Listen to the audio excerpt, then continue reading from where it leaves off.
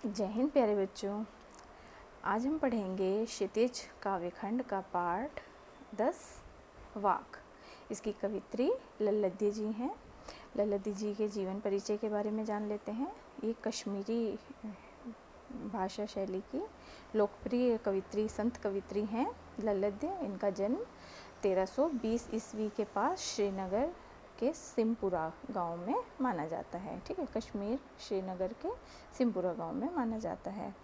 और इनको बचपन में लल्लद्दी, लल्लेश्वरी, लल योगेश्वरी नाम और ललारिफा नाम से जाना जाता था। ठीक है ना। और इनकी मृत्यु 1391 ईस्वी में हो गई थी। ठीक, इसके बाद आता है कि ये जो इनके वाक प्रसिद्ध हैं। वाक एक कश्मीरी शैली में गाए गए जो गायकी होती है कश्मीरी शैली की, उसको वाक कहते हैं। ठीक है, तो जिस तरह से कबीर दास जी की साखियाँ और दोहे प्रसिद्ध हैं, और तुलसीदास जी की चौपाइयाँ प्रसिद्ध हैं, रसखान जी के सवैये प्रसिद्ध हैं, उसी तरह से लल्लद्दी जी के वाक प्रसिद्ध हैं।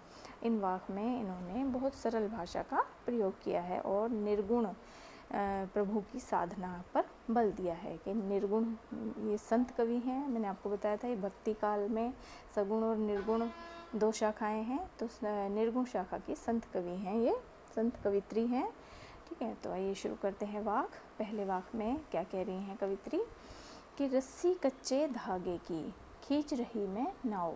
कि अपने जीवन को वो क्या कह रही हैं कि अपने जीवन को, शरीर को नाव बता रही हैं और सांसों को कच्चा धागा बता रही हैं। कि रस्सी कच्चे धागे की, जो ये सांसें ले रहे हैं हम, ये कच्चे हैं, कब टूट जाएंगी कुछ पता नहीं है ना। तो क्या कह रही हैं कि जो ये रस्सी है, जो सांसें हैं हमारी, ये कैसी हैं, कच्चे धागे के समान हैं, और मैं अपने शरीर रूपी जो नाव है उसको मैं इन धागों से, कच्चे धागों से खींच रही हूँ। ठीक है ना। जाने कब सुन मेरी पुकार, जाने कब सुन मेरी पुकार, देव करें भव सागर पार। कि ईश्वर जो है मेरी पुकार पता नहीं कब सुनेंगे, और इस भव सागर से, मतलब इस जो ये सागर है, संसार रूपी भव सागर है, इस भव सागर से मुझे पार कब करेंगे, मुक्ति मुझे कब प्रदान करेंगे। ठीक है, पानी टपके कच्चे सकोरे। जिस तरह से मिट्टी के पात्र होते हैं ना, मिट्टी के जो कच्चे पात्र होते हैं, कच्चे बर्तन होते हैं, तो जब उनको मिट्टी के बर्तन बनाए जाते हैं और फिर उनको पकाया जाता है, पकाने के बाद ही वो मजबूत होते हैं, उसमें कोई चीज़ डालकर हम खा पी सकते हैं। ठीक है, मिट्टी के बर्तन आपने देखे होंगे, मिट्टी के कुल्हड़ होते हैं, दिए होते हैं, है ना, बर्तन होते हैं। तो मिट्टी के बर्तनों को क्या करें कि कच्चे सकोरे, कि उन्हें अभी पकाया नहीं गया है। तो मैं जो प्रयास कर रही हूँ मुक्ति के लिए, तो वो किस तरह से व्यर्थ हो रहे हैं, व्यर्थ प्रयास हो रहे मेरे। ठीक है ना, कि जो मैं प्रयास कर रही हूँ मुक्ति पाने के लिए, वो किस तरह से व्यर्थ हो रहे हैं, मेरा समय किस तरह से बर्बाद हो रहा है। जिस तरह से कच्चे पात्र में पानी भर दिया जाता है और वो टपकने लगता है, उसी तरह से मेरा जीवन भी बीतता जा रहा है, और मैं जो ईश्वर प्राप्ति के लिए प्रयास कर रही हूँ वो मेरे सारे व्यर्थ, बेकार होते जा रहे हैं। फिर क्या करें, जी में उठती रह रहे हो, घर जाने की चाह है घेरे।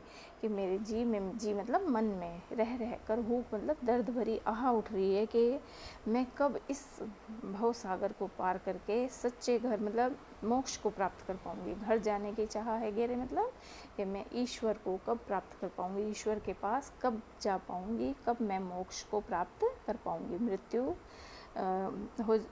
हो जाएगी और मोक्ष को प्राप्त करूँगी। ठीक है, मोक्ष तभी प्राप्त होता है जब मनुष्य सत्कर्म करता है।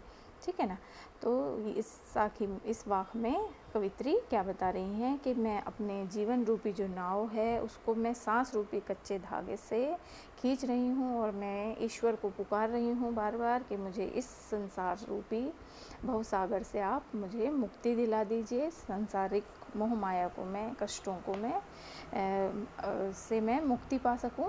ठीक है, लेकिन मेरा समय उस प्रकार से बीत रहा है जैसे कच्चे बर्तन में पानी भर दिया जाता है और वो टपकता है, उसी तरह से मेरा समय बीतता जा रहा है। मैं जो भी प्रभु प्राप्ति, ईश्वर मोक्ष प्राप्ति के लिए प्रयास करी हूँ वो सब मेरे व्यर्थ हो रहे हैं और मेरे जी में, मेरे मन में रह रह कर हूक दर्द भरी आह उठ रही है कि हे ईश्वर, मैं इस संसार के कष्टों को छोड़कर कब अपने घर पहुँच पाऊँगी, मोक्ष को प्राप्त कर पाऊँगी।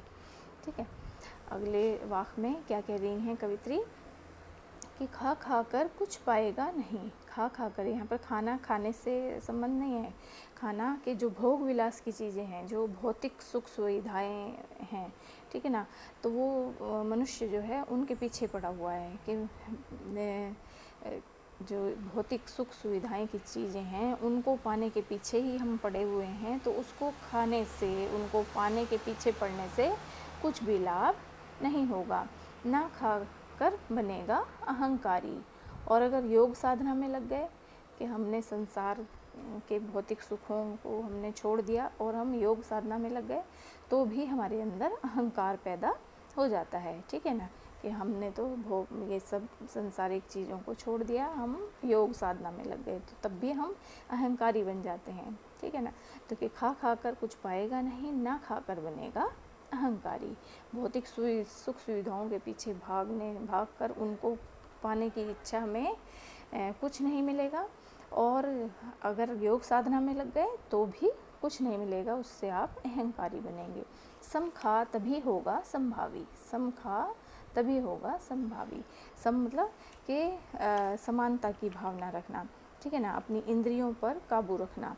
संभावी कि सबके लिए परोपकार की भावना रखना, सबके मदद के लिए, सबको के लिए परोपकार रखना, अपने मन में परोपकार की भावना रखना, वो ज़्यादा ज़रूरी है। खुलेगी संकल्प बंद द्वार की। जब हम अपने मन में परोपकार की भावना रखेंगे, अपनी इंद्रियों पर काबू रखेंगे और संभावी बनेंगे कि सबकी सहायता करने के लिए हम तैयार रहेंगे, संसारिक भोग विलास के पीछे नहीं भागेंगे, ठीक है ना, योग तपस्या में भी लिप्त नहीं रहेंगे।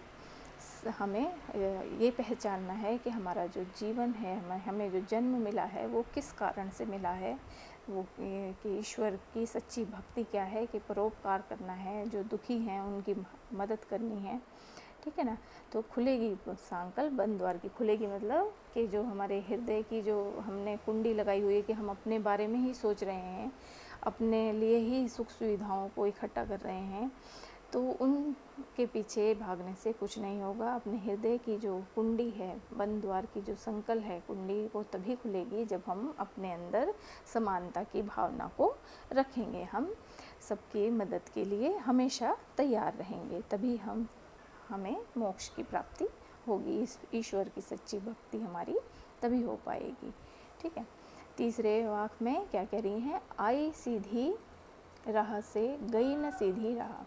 कि मतलब जब मेरा जन्म हुआ था, कवित्री कह रही हैं कि जब मैं पैदा हुई थी तो सीधी राह के, बचपन में बच्चा जब पैदा होता है उसको कुछ पता नहीं होता है कि कहाँ पैदा हुए हैं, कैसा है माहौल है, तो कुछ भी उसे पता नहीं होता। जैसे जैसे बड़ा होता रहता है तब उसको पता चलता है। ठीक है ना, तो उसी तरह से कवित्री कह रही हैं कि आई सीधी राह से गई न सीधी राह। तो जैसे जैसे मैं बड़ी होती रही तो क्या हुआ कि संसारिक मोह माया में फंसती गई, कि मैं आई तो सीधी राह थी लेकिन मैं सीधी राह पर जा ना सकी।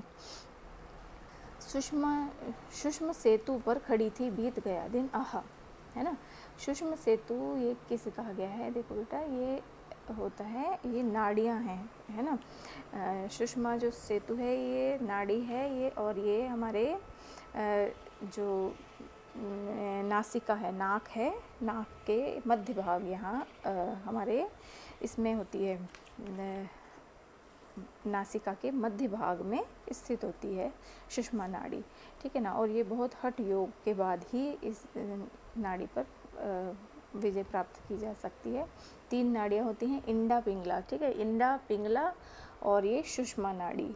ठीक है, ये हमारे मध्य भाग में, नासिका के जो ये मध्य भाग है यहाँ स्थित होती है सुषमा नाड़ी। तो अब ये कह रही हैं कि जब मैं अंतिम पड़ाव पर थी, कवित्री कह रही हैं अंतिम पड़ाव में हूँ, और मैंने जब बहुत योग साधना की, पूरे अपने जीवन को देखा कि मैं किस तरह से मैं सीधी राह से आई थी लेकिन सीधी राह नहीं जा पाई। जब मैं अंतिम पड़ाव पर हूँ कि अब मृत्यु के पास हूँ, ठीक है, सुषमा सेतु पर खड़ी हूँ, सेतु मतलब पुल पर खड़ी हूँ कि मेरा दिन बीत गया है, कि मतलब अंतिम पड़ाव है कि दिन बीत गया, आह, कि अब मेरी मृत्यु होने वाली है। तो मैं क्या कर रही हूँ, जेब टटोली कौड़ी न पाई। अब मैं अपनी जेब टटोल रही हूँ, जेब में देख रही हूँ और मुझे कुछ कौड़ी भी नहीं मिल रही है, कौड़ी न पाई, कि मैं अपने जीवन को देख रही हूँ कि मैंने क्या क्या किया, तो मुझे कोई सत्कर्म नहीं दिख रहे हैं, कि मैंने एक भी सत्कर्म नहीं किया है, कि मैंने अपनी जेब में एक भी कौड़ी नहीं पाई, कि कोई सत्कर्म नहीं पाया। मांझी को दूं क्या उतराई। मांझी जो है, जो इस भव सागर से पार करेंगे, ईश्वर है ना, ईश्वर को कहा गया मांझी। तो जो इस मुझे भव सागर से पार करेंगे, मुक्ति दिलाएंगे इस संसार से, तो उस मांझी को मैं क्या उतराई दूंगी, कि जब वो मुझे इस भव सागर से पार कराएंगे। अगर हम वैसे भी संसार में हैं और हमें नदी पार करनी है, तो नदी पार करने के लिए जो नाविक है उसको कुछ ना कुछ तो पैसे देने पड़ेंगे, वो तभी एक किनारे से दूसरे किनारे तक छोड़ेगा। तो उसी प्रकार से कवित्री भी इसमें कह रही हैं कि मैंने अपनी जेब टटोली तो मुझे कोई सत्कर्म नहीं मिले। ईश्वर, जब ईश्वर के द्वार पर खड़ी हूँ, अब मैं मृत्यु होने वाली है, तो अब मैं अपने सत्कर्मों को देख रही हूँ, तो मैंने एक भी सत्कर्म नहीं किए हैं, कि मैं अपनी जेब टटोल रही हूँ, मुझे एक भी कौड़ी नहीं मिल रही है, सत्कर्म नहीं मिल रहे हैं, कि अब मैं मांझी को क्या उतराई दूंगी, कि मैंने कोई सत्कर्म तो किए ही नहीं है, तो जो मुझे मोक्ष की प्राप्ति हो पाएगी, ठीक है ना। तो इसके माध्यम से कवित्री हम सबको ये बताना चाह रही हैं कि हमें जीवन में सत्कर्म करते रहने चाहिए, ठीक है, दूसरों की भलाई के लिए अच्छे कर्म करते रहने चाहिए। अब चौथा वाक जो है, इसमें क्या बता रही हैं, थल थल में बसता है शिव ही, कि हर कण में, जो ये संसार है, संसार के हर कण में कौन है, शिव है। शिव अर्थात ईश्वर है ना। ये माना जाता है कि शिव ने ही संसार की रचना की है, तो कि कण कण में शिव है, ईश्वर है।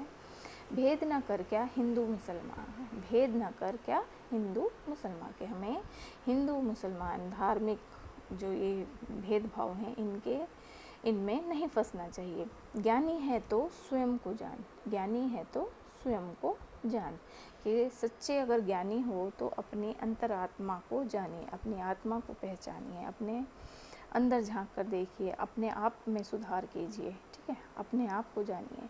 ज्ञानी है तो स्वयं को जान, वही है साहिब से पहचान। तो ईश्वर की जो प्राप्ति है, मोक्ष की जो हमें प्राप्ति है, वो किससे मिलेगी, हम जब हम अपने आत्म मंथन करेंगे, अपने आप को पहचानेंगे कि हमारा जन्म किस उद्देश्य से हुआ है, तो हम ईश्वर को जान पाएंगे।